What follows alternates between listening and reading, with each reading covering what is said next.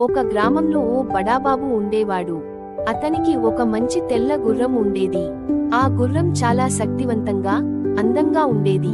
గ్రామంలోని వాళ్ళందరూ ఆ గుర్రాన్ని చూసి ఆశ్చర్యపడి, బాబోయ్, ఎంత బాగుంది మీ గుర్రం అని చెప్తుండేవారు.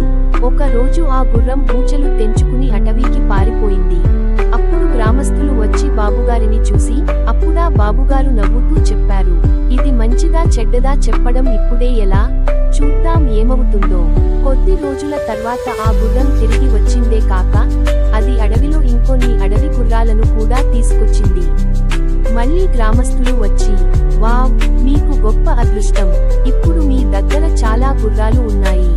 ఆ బాబుగారు మళ్ళీ చెప్పారు, ఇది మంచిదా చెడ్డదా చెప్పడం ఇప్పుడే ఎలా, చూద్దాం ఇంకేమవుతుందో. ఒకరోజు బాబుగారి కొడుకు కొత్త అడవి గుర్రం మీద ఎక్కుతూ పడిపోయాడు. కాలి విరిగింది. గ్రామస్తులు మళ్ళీ వచ్చారు, అయ్యో, ఎంత దురదృష్టం, మీ కుమారుడి కాలు విరిగింది. బాబుగారు మళ్ళీ అదే మాట, ఇది మంచిదా చెడ్డదా చెప్పడం ఇప్పుడే ఎలా. కొద్ది రోజుల్లో యుద్ధం వచ్చింది. గ్రామంలోని యువకులను ఆర్మీకి తీసుకెళ్లారు. కానీ బాబుగారి కొడుకు కాలి విరిగినందున అతన్ని తీసుకెళ్లలేదు. అప్పుడు గ్రామస్తులు చివరిసారిగా వచ్చి, మీ కుమారుడు కాపాడుకున్నాడు, నిజంగా మీరు అదృష్టవంతులు.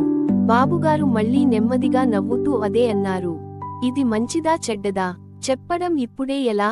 నీతి, మనకు ఏదైనా జరిగితే అది వెంటనే మంచిదా చెడ్డదా అని నిర్ణయించకుండా సమయాన్ని ఇవ్వాలి. ఏ దుస్థితిలోనైనా మంచి దాగి ఉంటుంది.